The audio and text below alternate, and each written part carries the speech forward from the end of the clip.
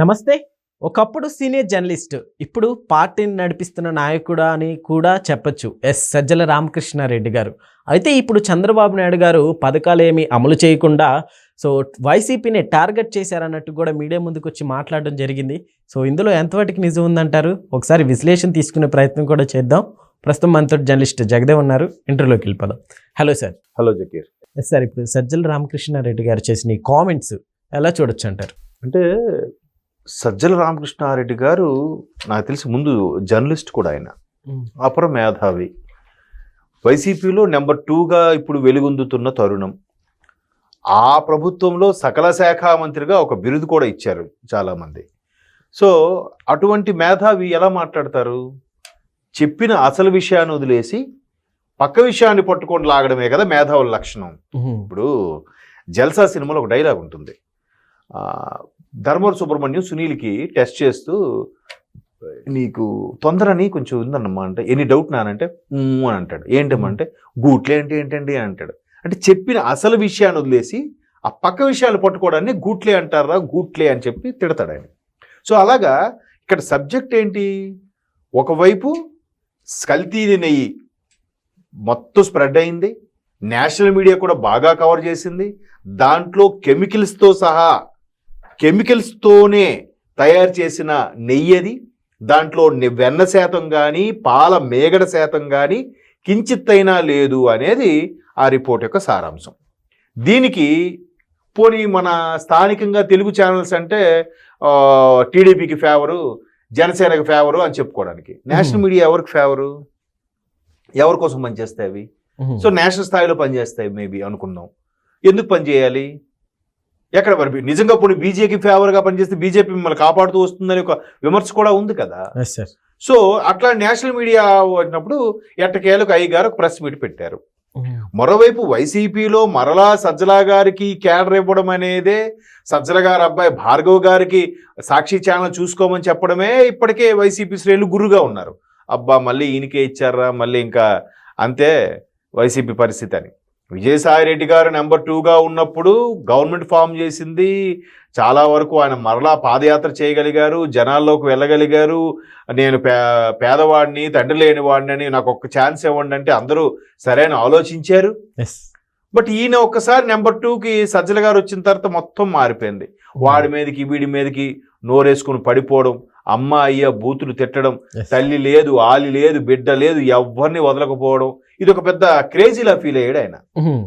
ఇప్పుడు అదే సజ్జల గారికి మరలా ఇది ఇస్తే జగన్ గారి గ్రాఫ్ పడిపోతుంది అనేది సగటు వైసీపీ కార్యకర్త యొక్క అభిప్రాయం. సార్, గతంలో కూడా ఈయన వల్లనే పార్టీకి కాస్త భ్రష్టు పట్టిందని టాక్ కూడా ఉంది సార్. ఎగ్జాక్ట్లీ. ఇప్పుడు కూడా అట్లానే ఈయన చేతే కంటిన్యూ చేస్తే నెక్స్ట్ ఎలా ఉండొచ్చు? That's what I'm saying. అదే చెప్తున్నాను నేను. ఇప్పుడు ఏ సజ్జల గారు బాగా ఛార్జ్ తీసుకొని సకల శాఖ మంత్రిగా వెలుగొందుతున్న తరుణంలో జగన్మోహన్ రెడ్డి గారు ఆ తాడేపల్లి ప్యాలెస్కే పరిమితమయ్యారు.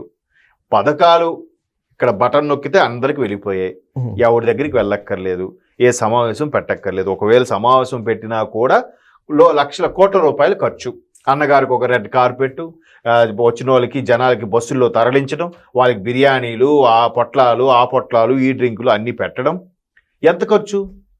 ఇప్పుడు మొన్న చంద్రబాబు నాయుడు గారు రైతు బంధుకు సంబంధించి, రైతులకు ఆదుకునే పథకానికి సంబంధించి చెక్కులు పంపిణీ చేశారు, చూశారుగా. ఒక చెట్టు కింద ఒక చిన్న పోడియం పెట్టి మాట్లాడేశారు, అంతే.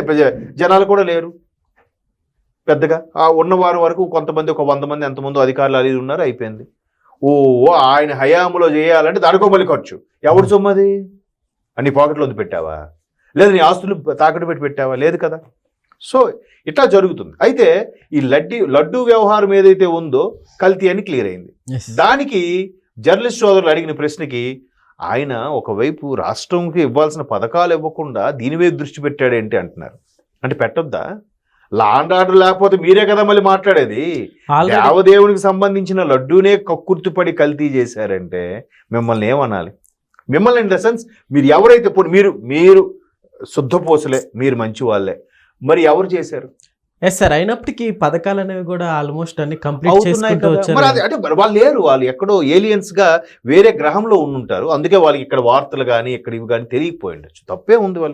వాళ్ళు ఒక రేంజ్ వాళ్ళు కాబట్టి ఆర్టీసీ ఫ్రీ లేదు కదా, వాళ్ళకి తెలియట్లేదు. ఎందుకంటే మొన్న ఆవిడ అధికార ప్రతినిధి శ్యామల గారట, ఎక్కడ బస్సు ఎక్కడ ఫ్రీ ఉంది అని అంటుంది ఆవిడ. అక్కడ ఎక్కడో బస్సు యాక్సిడెంట్ జరిగితే కల్తీ మద్యం వల్ల బస్సు యాక్సిడెంట్ అయింది అంటుంది ఆవిడ. అంటే ఇలాంటి వాళ్ళందరూ ఉన్నారు ఇప్పుడు పార్టీలో. మిగతా గతంలో మాట్లాడి పోటుగాల్లాగా మాట్లాడిన వాళ్ళందరూ ఎక్కడా కనబడట్లే. మచ్చుకైనా బోతత్వం వెతికినా కూడా వాళ్ళకు ప్రెస్ మీట్ లేదు, అసలు ఆంధ్రప్రదేశ్లో ఉన్నారో లేదో కూడా తెలియదు. సో ఇటువంటి సజ్జల గారు ఏం చెప్పాలో తెలియక ఈయన కూడా బబ్బ అన్నట్టుగా క్వశ్చన్కి వేరే ఆన్సర్ ఇస్తున్నారు. సిట్ ఏదైతే ఉందో సిబిఐ ఎంక్వైరీ అదంతా ఇది కాదు, తర్వాత పరకామని క్లియర్గా సీసీ ఫుటేజ్ రిలీజ్ చేస్తే మంత్రి లోకేష్ గారు అది వదిలేసి వేరే విషయం పట్టుకొని ఇదంతా ఇప్పుడు గవర్నమెంట్ ఇలా చేస్తుంది అలా చేస్తుంది అని చెప్తున్నాడు. ఇంకేం చెప్పాలి ఆయన్ని? సరే, మళ్ళీ జర్నలిస్ట్ సోదరులు చివరికి ఇంకో క్వశ్చన్ అడిగారట. సార్, మొన్న జగన్మోహన్ రెడ్డి గారు కోర్టుకు హాజరవడానికి హైదరాబాద్ వచ్చారు.